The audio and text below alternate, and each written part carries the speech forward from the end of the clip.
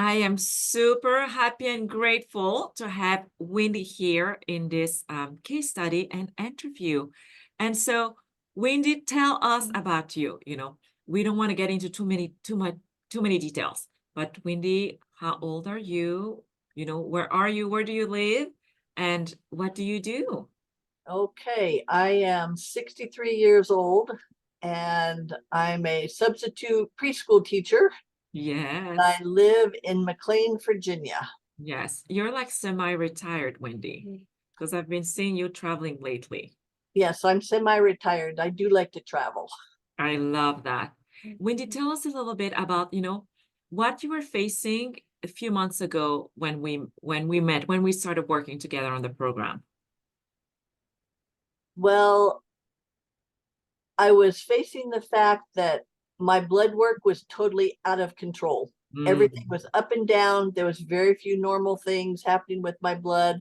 I was sent to a cardiologist, a rheumatologist, two other doctors. I can't remember what they are, gastroenterologist and somebody And else. the hematologist as well. Yes. So it's like I went and did all this stuff and jumped through all these hoops and nothing was improving. I was wanting to stay in bed all day and I was very, very, very fatigued.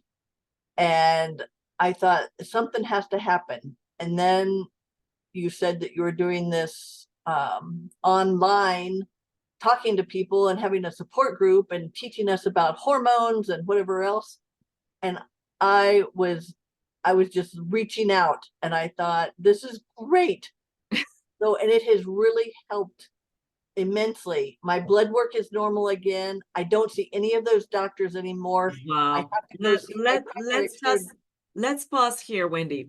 So when we spoke at that time, you didn't mention pain, but you were in a lot of pain as well. Well, yes. I had a What lot kind of of pain pain was that? in my knees and it was just walking felt very painful. I just was not in a good way. And for how long have you been into that condition? About 4 months. Okay, so that's why they were asking you to see a rheumatologist, cardiologist, hematologist, Yeah. and gastroenterologist. Yes. And what are the symptoms did you have as well? I was mostly just fatigued. The pain, I just have always lived in pain, had some sort of pain one way or another. So the pain was not good, but the fatigue was what got me mostly because I'm used to being up and doing things and going places, and I was not able to do that. Yes. And tell us about your weight journey into that. How was your Oh, weight at that point? my weight was really up there Yes. because I wasn't doing anything. I was sleeping and eating. I And, I and remember our first interview when I saw you, how like you were just inflamed. I had so much inflammation in my body that it was painful. And then how are you on the program? It didn't take you that long to start releasing the weight. Tell us more about that. No, it did not. And it wasn't just releasing the weight that made a difference. It was all the inflammation and all the other stuff that came with it. This week's been very stressful, so I have not been as good about walking every day, but I walk an hour every day. This week I did not. Wow. I've only done a half an hour today, and I thought, okay, I'm gonna walk for another hour because I'm walking to a neighbor's house across the street, which is way across the street. Anyway, so it was just slow to pick up, but doing the things like drinking the lemon water in the morning, eating the sauerkraut and avocado when I broke my fast, and just the fasting every day. I've still tried to continue to do that. My fast hunger got a little bit early this week because of the stress, but I've learned how to, okay, put that aside and I just have to get back on this program and just do this program. And it just is a lifestyle now, having to fast. And To do intermittent fasting. Yes. sometimes I do the 24-hour fast just because I feel like I need it. And the weight is kind of maintaining because I've started working out with the weights and doing air Yay. yoga. Yes. So I'm maintaining my weight for the last 2 weeks, and I'm like, there's nothing coming off. And I'm like, oh yeah, I'm getting stronger. You are getting stronger. And I think this is so important for ladies out there to know is that, yes, we're losing weight, which is at the beginning of your journey. As I always say, healing has to happen first. And as a byproduct of a healthier body, that's when the weight gets to be released. And then after that, we will build muscle because we want to become stronger into that process as well. So for Yes. you, how much weight have you lost so far? I have only lost 25 pounds, but Wow! that's good. It I is feel like excellent. it's a good thing. I still have some more weight I'd like to get off, but it'll eventually come off, and I'm not stressing about the weight now. Very good. And you know, I remember like the first 20 pounds were very quick. Yes. They were very quick, like in less than 3 months, this was done. And Yes. and mostly it was because your gut and everything was healing. Yes. Tell us about that appointment when you went like a month later, or was it 6 or 7 weeks after being on the program, you went in and did your blood test? Oh, the doctor was shocked. Uh, The doctor said, there's nothing wrong with you. Why are you even coming in? She I said, love that. compared to your blood work before, you're like a new human. I said, great. Yay! Right? I don't go see him anymore. I'm like, this is great.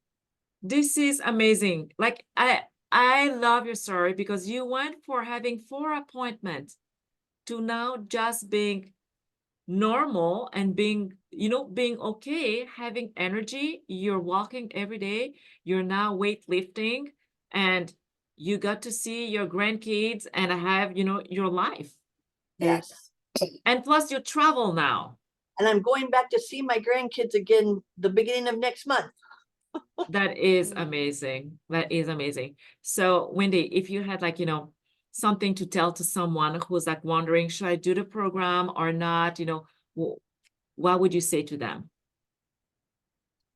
Well, as I look back on my life, as far as hormones go and the way that things were in the beginning well, I started my period when I was 9, and it was so irregular my entire life until they put me on birth control. And then that messed with my hormones even more. So I Yes. went off of that, and then I was not regular. And I think that if you understand that you have a cycle and that you have to work within that cycle, and some days you just want to stay in bed for a while, and that's okay. And it's like you need to be able to understand what your body is saying to you and talking to you, Yes. and that you have to listen to your body and listen to yourself and know that you're doing what's right for you. And if I had known that stuff years and years ago, I would never have gotten into the position where I still need to lose weight. But Yes. I'm losing it, and I'm gaining the confidence and everything else that I need. And I think that anybody who's out there who wants to make a change in their life for the better, they should really talk to you. I've tried to talk my daughter into talking to you, and she's like, I don't have time. Like, but you have to have time for yourself. So Yes. And I mean, and your daughter is younger. Most of the time, what I found is like we wait until things start to happen and things start to be more serious, right? Like when we can just shake them off, that yep. things are staying, that's when people start to pay more attention.